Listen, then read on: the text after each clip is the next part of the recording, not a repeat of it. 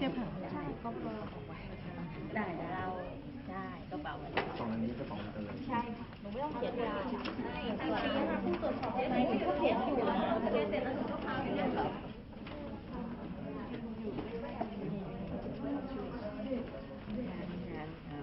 แจกเอกสารเล่มมั่ง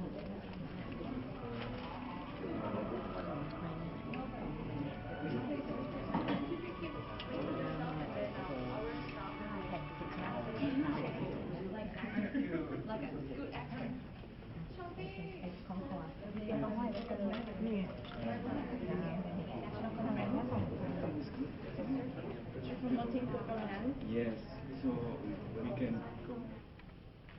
And I will ask more for the second round for the photo session. That will be the person from the World Bank, UNDP, and OECD, and the civil service capacity. And you will see the more information, and you will get the more discussion on the stage.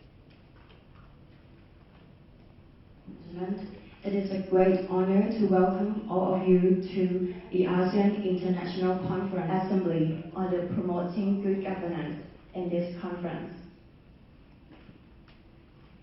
Secretary General, Office of the Public Sector Development Commission, Thailand, to give us a... Bali, Lumusta, Selamat datang, Selamat siang, Sosde, Xin chào, Ni hao, Mikalba.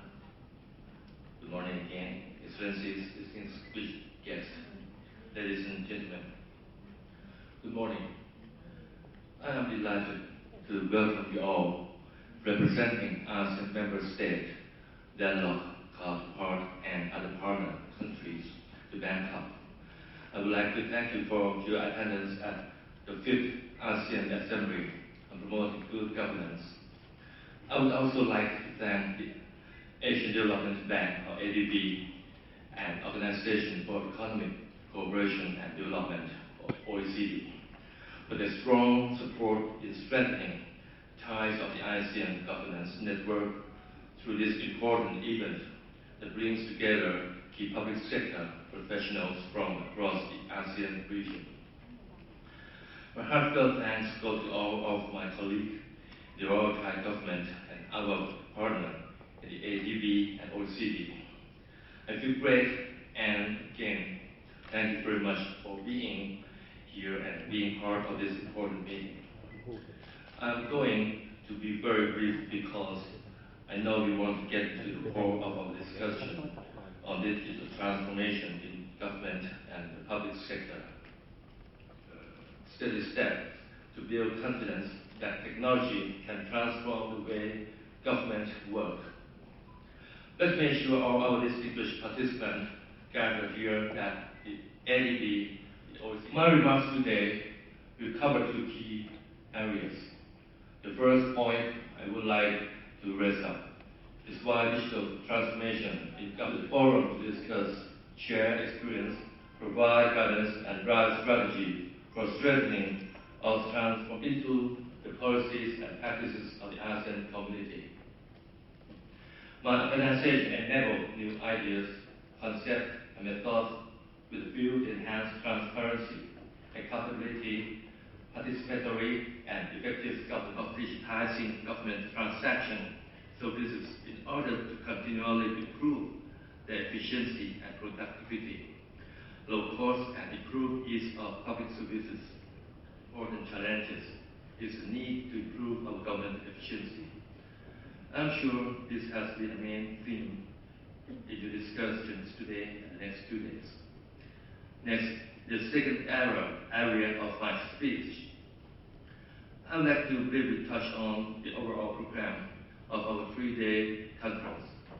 Today, we'll be highlighting shared digital strategies and invaluable experiences of government e-architecture to provide potential leapfrog opportunities for developing nations to be more forward-thinking, faster, and better in the digital world.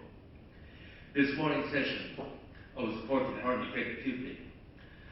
This bold initiative will surely lead us to our long-awaited goal making ASEAN 2025 the epoch of the digitized region. In concluding, on behalf of OPDC, let me reiterate my sincere hope that this conference will result in success and certainly strengthen our ASEAN governance network. Your full cooperation and contribution will establish sharing of knowledge and experience between all participants. Thank you very much. And the next person, may I invite Mr. Warren Turner, Senior Public Management Specialist, Governance Thematic Group, Asian Development Bank. Ladies and gentlemen, good morning. The Asian Development Bank's Country Director, Yasushi Gishi, was to deliver these opening remarks today and very much wanted to be here today, but was called back and had to travel back to headquarters, ADB headquarters in Manila. So I will deliver the opening remarks for Asian Development Bank. As the agenda shows, I'm Warren Turner. I'm a Senior Public Management Specialist based in ADB headquarters. So in a sense, the Country Director's gone one way and I've come the other. And of course, on behalf of ADB, we're delighted to be able to partner with the Government of Thailand, particularly our friends at OPDC, who have done a great job, actually an excellent job in organising this event. And of course our friends at OECD, to be able to bring this to grow our operations in 4 areas: in domestic resource mobilisation, and my presentation in the next session will touch on this a little bit more.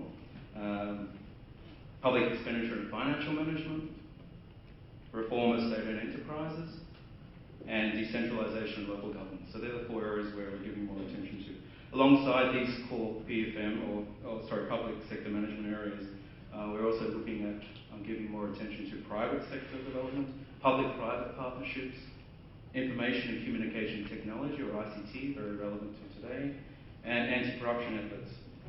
All these areas, of course, are important for delivering infrastructure and public services. Increasingly, we're also looking to align upstream public sector support with what we call downstream sector outcomes. Public sector reforms and innovations, as we know, are really truly cross-cutting. They have a direct bearing on sector outcomes, and for ADB, these are important in the areas where we're most active. So some of these areas include climate change, energy, finance, education, health, transport, urban, and water. So let me now turn to the economic outlook for Southeast Asia, because as you know, the Asian Development Bank continues to be affected by weak oil prices. In all, in the next 2 years, we should see the region reverse its current growth. The ASEAN Community Vision 2025, which the Secretary General referred to several times. Especially the drive for, as we see it, a closer economic community, as well as the closer governance community at that summit. The ASEAN Summit was also the venue for discussion on the ASEAN ICT Master Plan 2020, or AIM 2020 as it's called. For those who know about this plan, it aims to propel this region to a digitally enabled economy that is secure, sustainable, and transformative. The critical role played by ICT in enabling more innovation, inclusiveness, and integration was also recognised. This conference can hopefully make a contribution to achievement of this master plan. So let me now return back to ADB and talk specifically about the issue of knowledge sharing. So the importance of knowledge sharing has been elevated in ADB because we know our clients do not just want financing. Okay? They're also looking for knowledge and cross-country experiences. This forms part of what we call the Finance Plus Plus ambition of ADB. So let me explain what that is quickly. So Finance Plus Plus refers to the combination of ADB's own finance, plus leveraging resources through partnerships, plus providing knowledge to ADB's developing member countries. In the same way that countries in Southeast Asia are raising their knowledge and capacities, so too is ADB striving to improve its tacit knowledge about what works and why. Public sector management and governance are challenging areas for ADB to work, right, as an internal network for knowledge sharing and cross-departmental coordination on public sector management and governance issues. I'm pleased to say that membership of the group has reached some 300 staff from various departments, offices, and our resident missions in the field. So we also know that knowledge sharing between countries, including making cutting-edge knowledge and innovations available, is one such opportunity. It will compare public sector practices in the region and help countries learn from each other. Through renewed efforts in data collection, ADB colleagues, World Bank, UNDP, and all of our participating member countries, we're very pleased to join with you today in these discussions in Bangkok. So I think there's a reason why the OECD, the ADB, and the OPDC are working together on these sets of issues. We have had a long experience on digital government at the OECD, starting in around 2000 when we launched our network of government CIOs, which we call the e-leaders meeting. And this network is actually going to be meeting in 10 days in Tallinn, Estonia, to talk about the lessons that we've learned for almost 20 years of use of ICT within government. And I think that we've made a lot of mistakes, and we're trying to learn from those mistakes. Mentioned, the SDGs is becoming a real driver for how countries can advance along lines of governance, environmental, economic, and social goals.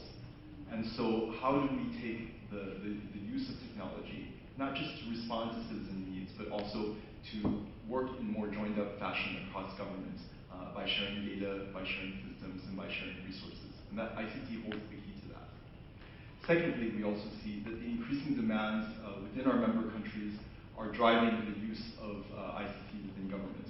When I talk to young people across Southeast Asia, I see that the differences are no longer between countries, not OECD, non-OECD. The differences are within our own countries. The digital divide within our own countries is generational, it's social. So I see much more in common between a young university graduate in France and one in Bangkok or in Phnom Penh, because they're talking the same language, they're using the same apps, they have the same expectations of government. This is not about, how do we use technology in a strategic way that responds to our citizens' needs so that we can make those decisions which show good stewardship of our financial resources. And so if someone can put on my presentation, I can move to the next slide.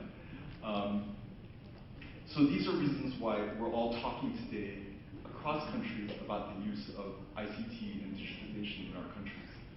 I think that one of the lessons that we've learned from OECD is that simply the use of ICT is not digitization. We're moving from an analog situation where each ministry had its paper files and was thinking about its own regulate. And within this recommendation, and soon you will see it on the screen, is 3 pillars. The first are certain steps in terms of regulations and in terms of the mindset of the civil servants. The second area is about the coordination at the highest political level. And so therefore, as civil servants, we have to ensure that we put in the right process. Recommendations are how the OECD countries are sharing among themselves how they can do better. Now, we know what happens when you have frank exchange. And so by building these communities of discussion, that's where, this is what Warren also has. And later on in my next presentation, I will talk about some more, so it doesn't matter if you don't see the slides. But what you will see is that the way in which photo, which the OPDC team have been very creative in finding. I know that's from social media. Not my official ADB distinguished photo, which I could have provided, but I like this one more. That was me in Zanzibar in a cafe, drinking very, very strong coffee, which is why I'm so happy. Of the fiscal situation or the fiscal overview of Southeast Asia. Of course, every slide that I talk through a few days. So what I'll do is, my presentation is in 2 parts. The first one, I'll just run through some key indicators, fiscal indicators, and they're taken from a publication series that ADB puts out each year called the Key Indicators for Asia and the Pacific. It's a statistical publication. Of course, it's available online, and if you'd like to get a little bit more of the indicators that are in that publication, much more than I'll talk about the data that we have. Okay, so you can see that this region is really outperforming the rest of the broader developing Asia as well as OECD. Of course, some countries have struggled recently, Thailand being one of those, as you know here, and Brunei Darussalam is not going so well at the moment.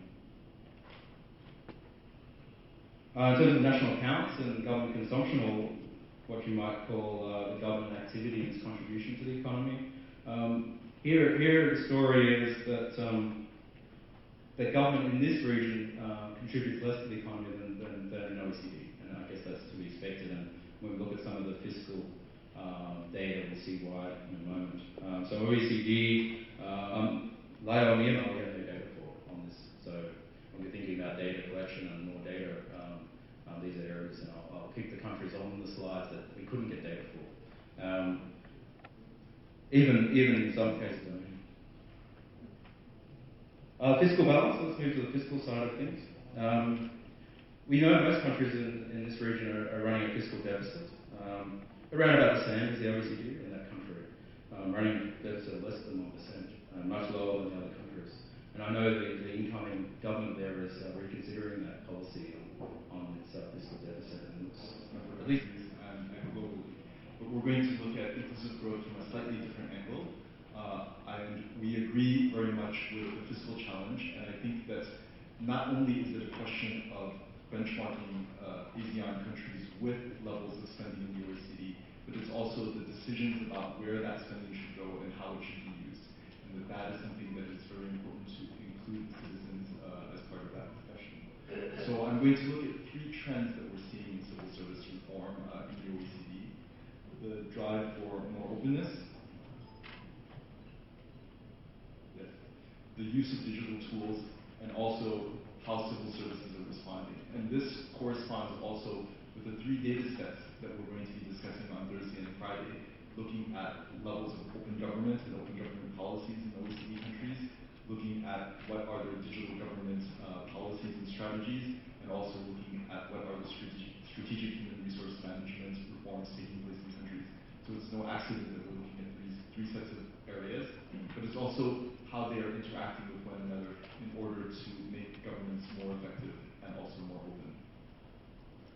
So as a starting point, we see within the OECD countries, there has been a strong decline in levels of trust in government following the global fiscal financial crisis. This compares levels of trust by Gallup from 2007 to 2014, and the white diamonds show the decrease in levels of trust in government. On the right-hand side, we see non-OECD member countries. The only ASEAN country there is Indonesia, and we can see that there has been a decline in trust in government also in Indonesia, though it still remains positive, whereas in many OECD countries it is now negative. So as a starting point, countries said, what can we do to rebuild the trust in government? And we began to look at the different factors that were correlated with levels of trust in government. One of those is transparency. We see a very strong line on the left that says, when are governments using their open government policies to increase transparency, almost all of them say yes. However, when we ask for the delivery of quality services, it's about aligning the needs of the citizens with the service delivery that countries are providing. So here we see where citizens are actually being involved in the redesign of services. In France, they bring in groups of technologies from the public sector. So we've got a chart here that we can take a quick look at. Basically what this has is the share of countries which have invested in core e-government systems, and it's broken down across high income, middle income, and low income countries. And so there's a couple of interesting things I think we can note from looking at this chart. First of all, we see that, between the different levels of development, in investing in core administrative systems for governments, there's not actually a big difference. So when you're looking at e-customs systems, when you're looking at electronic systems related to financial management, you actually see that the levels of investment are quite close when comparing across different income groups. But what we also see, I think, is that for service-oriented technology, so when we're talking about government to business or government to citizens, first of all, there is a lower, fewer countries have invested in usefully focus our attention and resources, I think. So I guess one of the next questions might be, how do we think about digital technologies and the way that they interact with public service as Why are they relevant for us as public sector specialists or practitioners? And we've got a diagram here with a bit of a framework that helps us to kind of conceptualize how these interactions might take place. There's three primary channels which we sort of envisage in the World Development Report through which digital technologies can drive improvements in public sector management. So the first of these is that they can help overcome information barriers and promote participation by citizens in services and in elections. So in other words, they promote inclusion and they drive participation. So that's one kind of channel. They also help enable governments to replace some factors used for producing services through the automation of routine tasks. So where there's high transaction costs or where there's things are very repetitive, they can drive efficiency. They can help to the elected politicians. So what about, what happens if institutions are poor? What happens if we have poor waste as well? Basically, projects which are not well aligned to the public good. And if we go to the next slide, we can actually see, so one of the things that the World Development Program in South Africa and Pakistan, so when beneficiaries register, their personal data and biometrics are captured and authenticated very quickly in minutes. They have remote systems to do this. A biometric debit card is issued within a few days, and then the system automatically begins to credit. So compared with other government officers, if you go to one of these one-stop centers, you'll have 3.4 times fewer visits necessary for core government tasks.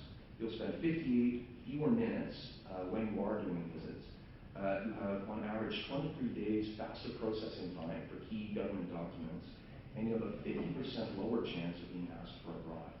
So, those are pretty compelling results. However, thank you so much.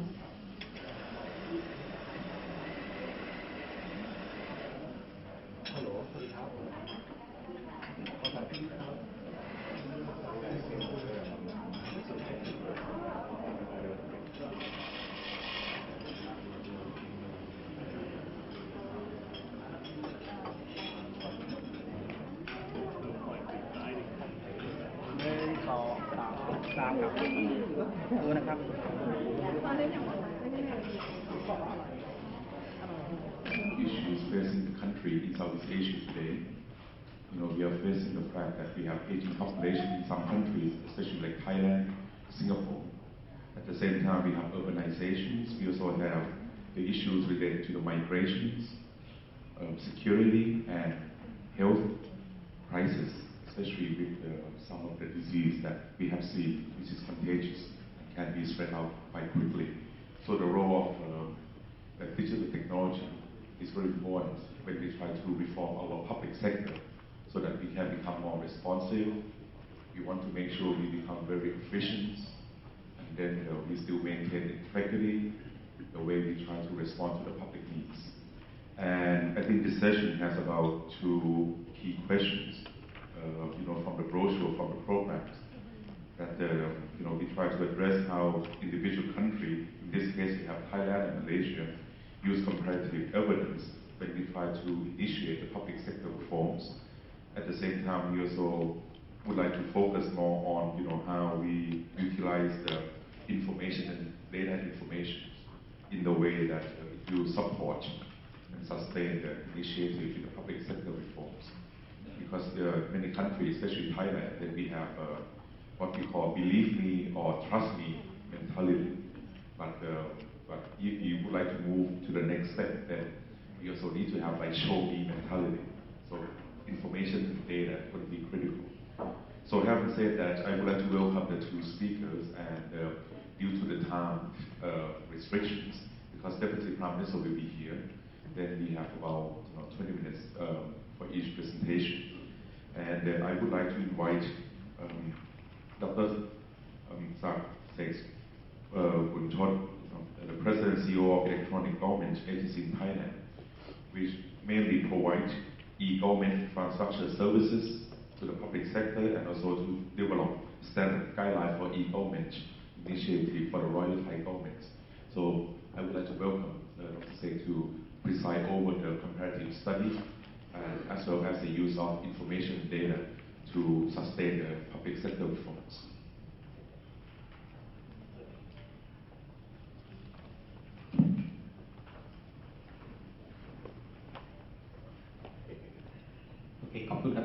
much. I have 20 minutes, okay, but I have around 60 slides, so I will try to skip some of them. Okay. Anyway, what I would like to talk about what Thailand is doing right now in terms of one of the main national agenda, which is the digital economy initiative.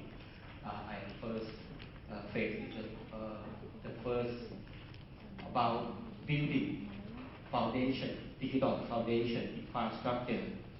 The second phase is the 3 year, in 5 years, it would be about make sure that everybody get on board. And the third phase will be about full transformation. And in 20 years, I don't know, it's probably too long. Anyway, just show you the time frame about the Thailand digital master plan.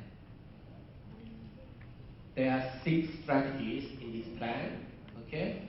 And the one would be relevant to this conference would be about the 4th strategy, which is about transform into digital government.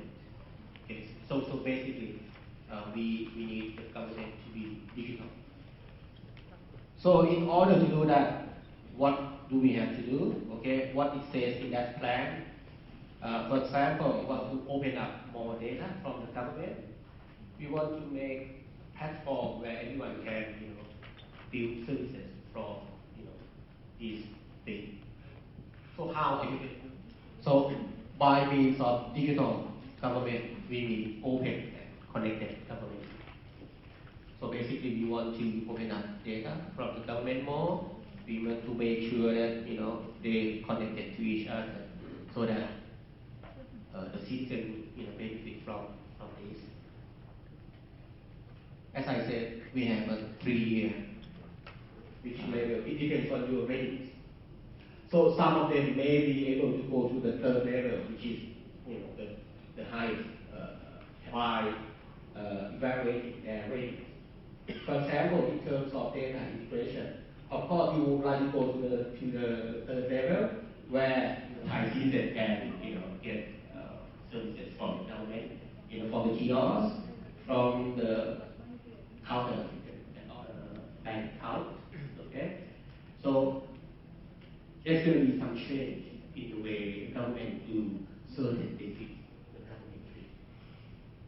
What does it mean? It means that all the agencies have to connect to each other. You can see a lot of applications. We aim to better improve our services. For example, paying taxes instead of having to go to 3 departments. Then we can have single window that represent customs, excise, and revenue departments. And we also want to use smart card in a more effective way. And I think you can see clearly that we employ outside in for the comparisons, and then I think we adapt a lot of practices from abroad to use as a guideline for planning and how to develop the ecosystem so that we can provide better. Okay, actually my discussion, the topic of discussion within these 15 minutes will be a bit different, because I'm not going to talk about what we have done in terms of the government and digital economy, in terms of digital government, because that will be deliberated by my colleague, Mr. Mustafa, from the Mampu or Malaysia Modernization Initiative Agency. Okay, my focus, as mentioned here, I'm from the Malaysia Productivity Corporation. My focus will be more on how we use the data, the analysis is more, my focus will be more about how you think productivity, and we're talking about the government information, or the government efficiency and effectiveness, or government, we call it government productivity. Okay, and then the role of MPC, because we are a semi-government, we are not fully government, so our role is more of creating evidence, analyzing the information, and how it impacts the industry. So we are more of a coordinating body, and we work with partners. And then what's the way forward, we more about the government initiatives. Okay, basically, when we talk about the government efficiency and effectiveness, we are looking at, for MPC, we are looking at the government efficiency and effectiveness in terms of its impact to the industries. Because what is important there is how does it impact the industry, because the industries are the ones taking wealth for the country. So it's very important. So what's important for the government, because government doesn't take wealth, government doesn't make money. But what government is doing is creating an effective or conducive business environment for the industry players. That's why we are concerned about the government efficiency and effectiveness. Because the way you make your regulations, the way you conduct your services, the way you create policies, that has a very good impact to the industries, to make the industries to be innovative and to be more productive. Okay, so what we have done previously, because before we talk about the government 3.0, what we have done is monitoring all these indicators from all these bands. So this is in terms of this outcome, in terms of this output. Okay, so based on the Australian, we have come up with developed decisions from that.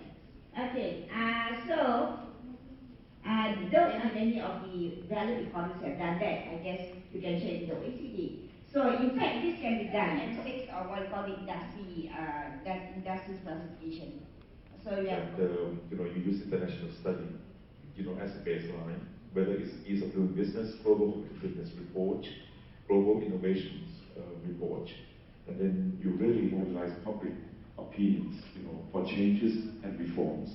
And I think you have done a very good job in showing, how to utilize information even further. I'd like to ask her, actually, comment how much you have achieved in measuring public sector productivity, which is a very hard task to do.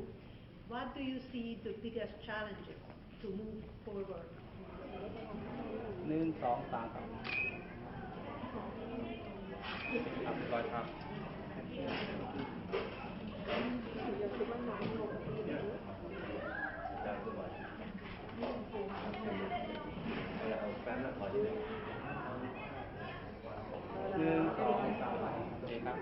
นี่เต็มตัวนะครับ1 2 3ครับ1 2 3ครับนี่ขึ้นตัวครับขึ้นตัว1 2 3ครับ1 2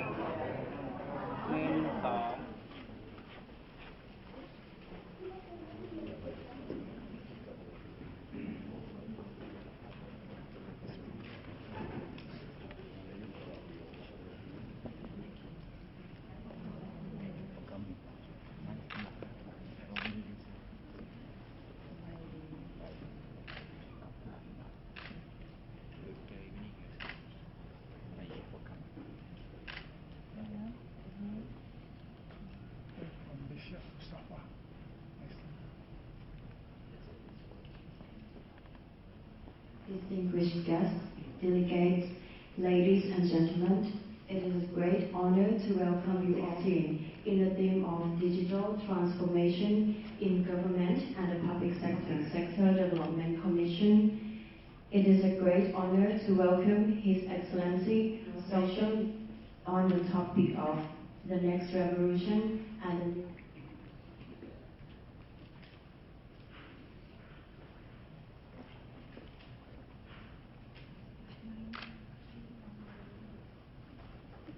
Good morning and welcome.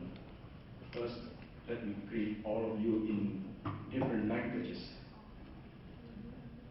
Kumusta, for the Filipino. Selamat datang, selamat siang, sosde, sinja, ni hao, mingalaba. Excellencies, distinguished guests, ladies and gentlemen, it is a great honor to welcome the ASEAN delegates and all of you to the ASEAN International Conference 2016 for the 5th ASEAN Assembly on Promoting Good Governance. I wish to extend my sincere appreciation and special thanks to the Asian Development Bank of ADB, the Organization for Economic Cooperation and Development, or the OECD, and the Office of the Public Sector Development Commission, OPDC of Thailand, and for their kind invitation to give me a chance to deliver the grand opening remarks today. I am certain that organizing institutions have dedicated their utmost effort to ensure that everyone will benefit from attending this 3-day conference here in Bangkok. Amazingly enough, I have delivered the opening remarks and welcoming speeches like this in 3 times consecutively since 2014. That's why some faces look very familiar to me. This time, the Office of the Public Sector Development Commission, or the OPDC, has organized the ASEAN International Conference in collaboration with international agencies for a mid-decade, emphasizing the promoting of good governance as specified in the roadmap for the ASEAN Community 2009 to 2015, as well as in the ASEAN Community Vision 2025. Governance is at the heart of every country's development plans in order to bring about national development and sustainability. For the first time, กล้องนี้รูปนะครับ1 2 3ครับกล้องนี้นะครับ1 2 3ครับ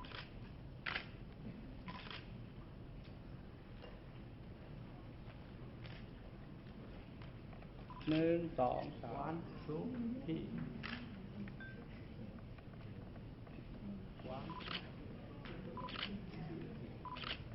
on the stage, and also the speakers of the conference as well. Thank you.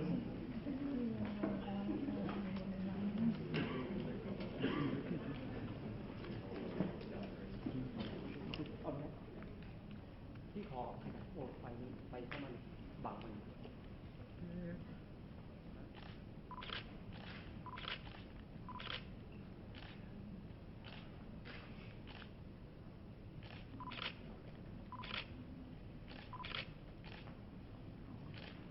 พี่ครับพี่ติดพี่อยู่พี่ยุ่งนิดแป๊บนึงผมพร้อมแล้วเดี๋ยวให้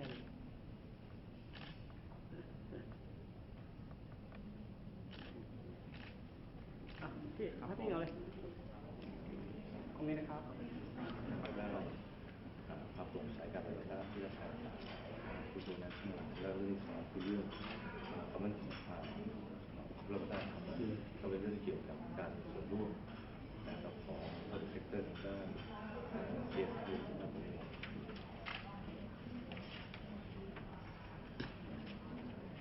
เป็นการประชุมทุกปีที่ผ่านมานะครับโดยเป็นเรื่องของ Digital Transformation I would have a question maybe for Dr. Banashit, but maybe also Mrs. Mirna Chua could also say something about how the Philippines handle as well. You mentioned a lot of the initiatives that are done in Thailand to support and to consult citizens, businesses, the civil society. And you mentioned the focus groups that are organized with these organizations, businesses, and external organizations. I was wondering, what does it change, this whole open data culture, in terms of how civil servants work? Are there initiatives also to support the skills of civil servants also to reuse these data? And those type of focus groups that you mentioned that are organized for external organizations, do you have these kind of focus groups also inside the public administration to understand what data agencies need from other agencies? So that would be my question. How to use the data. So next year, apart from doing a hackathon for 3 days, and we get just raised with some private company, because we realize that now actually not only the public sector, apart from just only bring the data out. So that's why we call it data communication. And may I also invite highlight the innovativeness in the public service delivery through the ICT or digital node performance to improve quality and service delivery. Because we have strong awareness, we have the younger generations, and they are much more connected than the generation I belong to. And I met it determines the regulation, the rules, the standards, and invites players in into designated sort of like, set, and all of the members in the boy band has very minimal knowledge and skill in playing music. So my son came to me for help. So it's my challenging experience to build this kind of ICT skill for myself. So I think one of the skills that the civil service should impose on the civil service law. What I'm going to discuss in this session is about how the civil service of ex-officio officials and appointed experts. Altogether, they have about 15.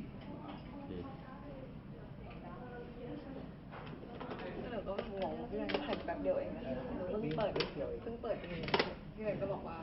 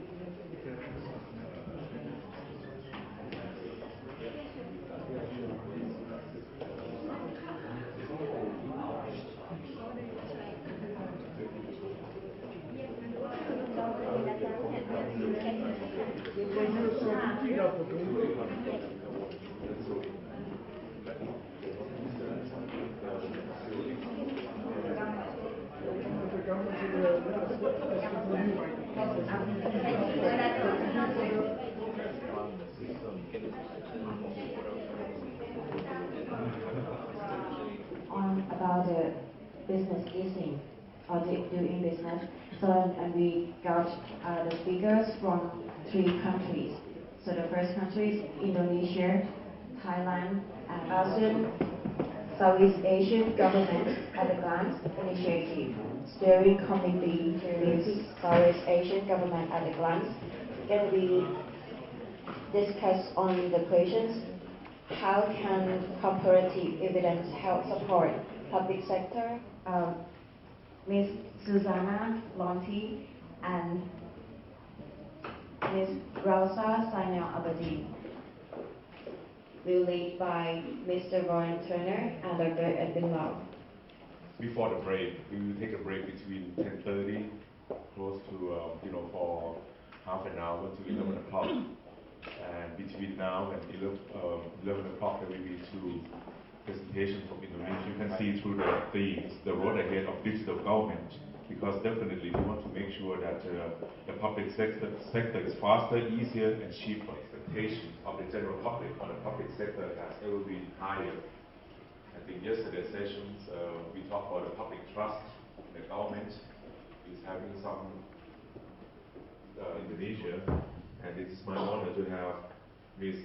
Iwa Sauria, researcher for Center for Administrative Reform Study, National Institute of Public Administration of As a focal point for the East of Doing Business in Indonesia is Ministry for Coordinating Economic and Development Affairs.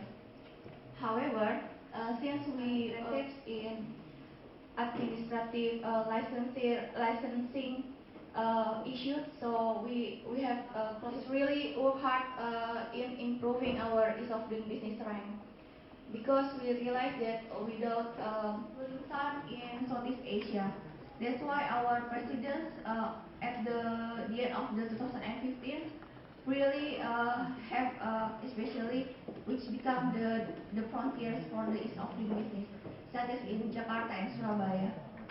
We divide into many islands. So in the remote areas, should we experience before about implementing the requirement before we go to the OFS. And these economic packages has a thematic. We have 4 thematic, but regarding the 6 packages which contributed directly to the ease of doing business, such as the ability on land, ease of doing business at policy sectors, and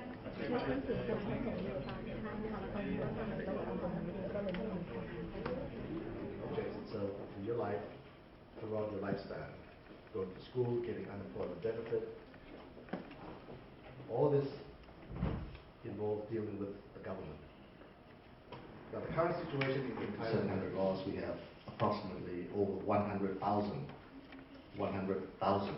cabinet resolutions, ministry direct possible to amend the 600 to 700 laws in existence all at once. So the solution that we came up with is the licensing, transparency, and accountability for every consideration and approval process. So every time you contact the government, this law is applicable. Okay. Now the primary object I have underlined, affect directly one-stop service, and automated meals, paying taxes, custom procedures, anything and everything you have to contact the government for, the entire public sector, government departments, of which we have over 200. State, okay, obviously, the first exemption is Parliament and the Cabinet. You cannot put a time limit or service time. This would go a long way in clarifying the legal proceedings in Thailand. Criminal penal code proceedings of this process should be under the provisions of this law. So basically, no bureaucracies. Some agencies basically copy the regulations and the cabinet resolution or even articles from their legislation and pasted it onto the manual.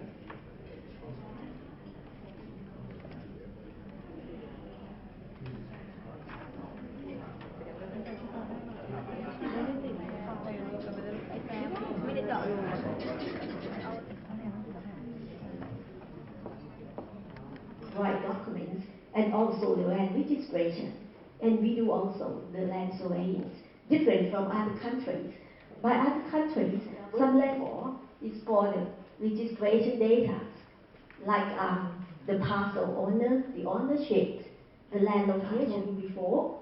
We have the 10 areas of doing business. But in Thailand, land department is just working for the business. This one, just the process is required by law.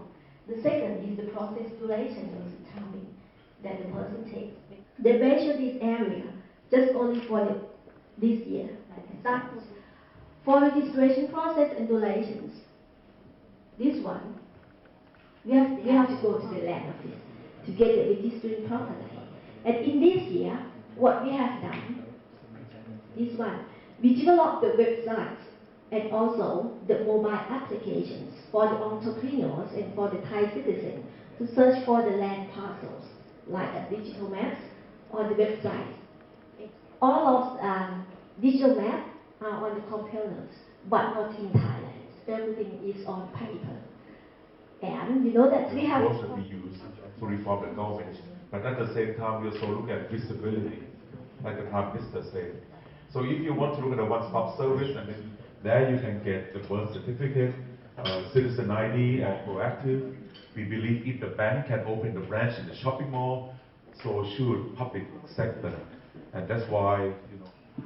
Our MOHA is a very beginning for applying the technology or share with you some information.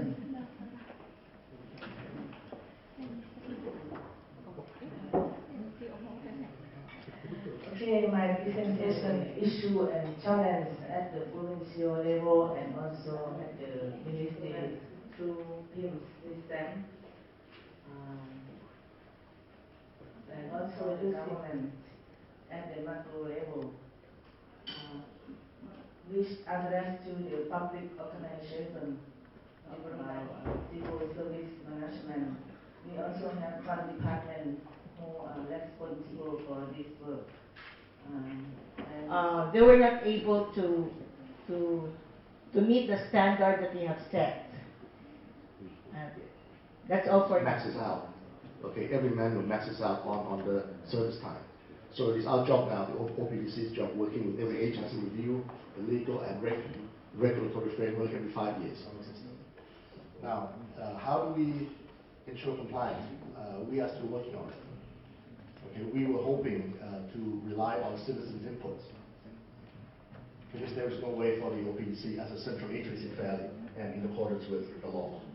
And that is a problem that I mentioned earlier, is that citizens in the rural areas are quite reluctant to stand up to officials from abroad. If they come to Thailand, then they need to get 2 documents. One is work permit and one is visa. And it should not have 2, it should only be 1, right? In Thailand, often work permit lasts for 12 months, visa can be for 6 months. So it's not consistent. Mr. Nakha mentioned that we have to review.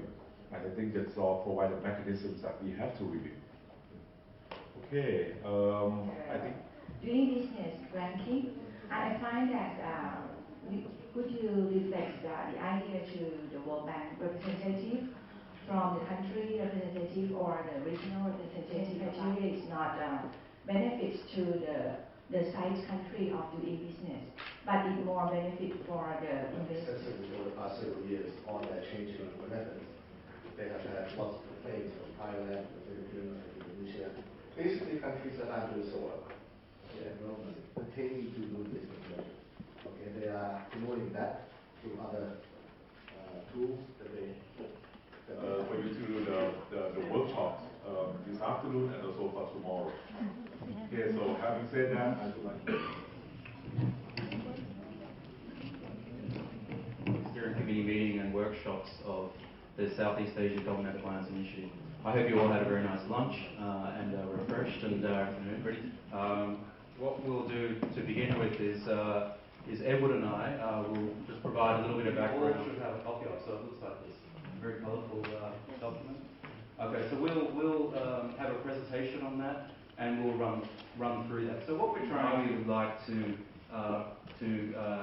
reach out to Southeast Asia and introduce this product here.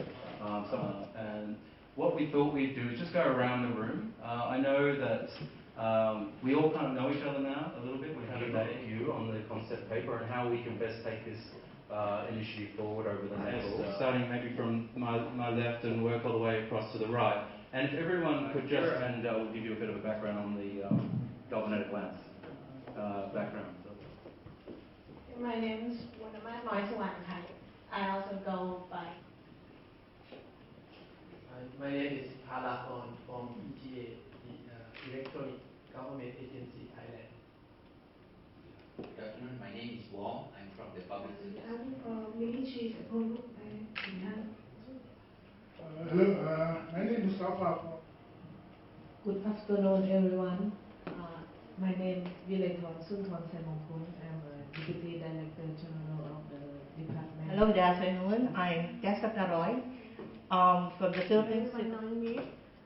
My name is Kipiya Kamsi, Deputy Secretary General of the OPDC. Thank you very much. The role of the OECD.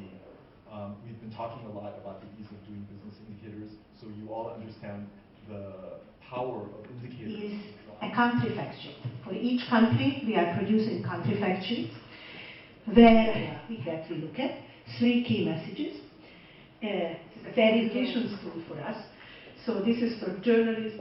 And then we have a standard part. TV collects aggregate data. We have the what I described yesterday as the key indicators for Asia and Pacific. We provided for them. They were able to show that while it's not whether or not you have a senior administrative service for the country, I would see that actually to be more determined more by whether or not that particular market in which the government operates in would, I mean, for example, let's say we hire countries, or they simply lose meaning once they're taken outside of their market context. This is what countries are doing, and it's up to you to say, who do I consider to be my peer group?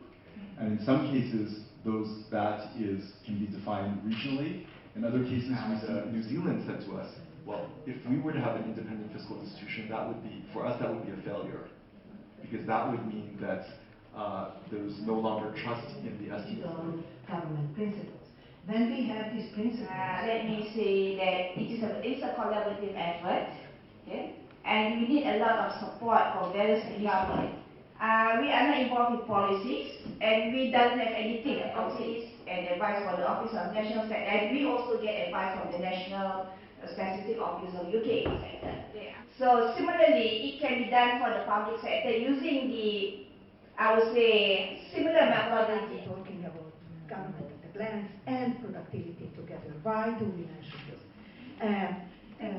Also because, so it's for prudence, yeah?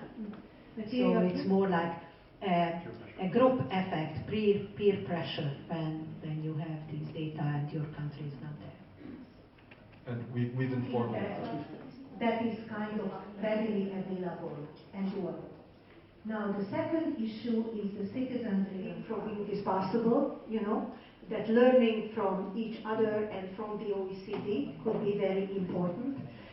So this is as like the pillars of the different issues is if you want to provide good public services to the citizens. Business process among the government. And the second, regarding the infrastructure, technical aspect of IT, it will be the responsibility. I would also like to ask the countries whether they agree that it would be very good if you also... From Bapenas. What is the design actually? Actually, so the OECD did a review of open government in Indonesia, and so we have already collected the open government data for Indonesia. We have it. So I don't think... direct to audit of the government, saying about we are going to publish this. And then... Yes. Yes. So they can be the contact person.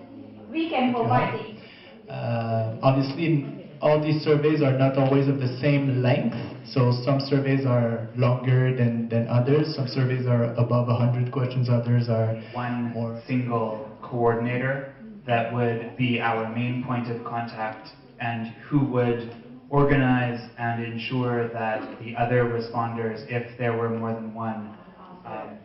The survey, it means that maybe it can predict about the time of the next time of the meeting, because maybe the content of the survey will say something about earlier about that, the data cleaning of that, but for the moment, the only for each country, we can have the topics in mind, and then we can decide set priority first as 3 areas, or the topics that we are ready to provide information, and then we come back for the first round, and the next phase we can enlarge into other areas. They ask about the period of time that we will starting the next committee, that in June, next June, or...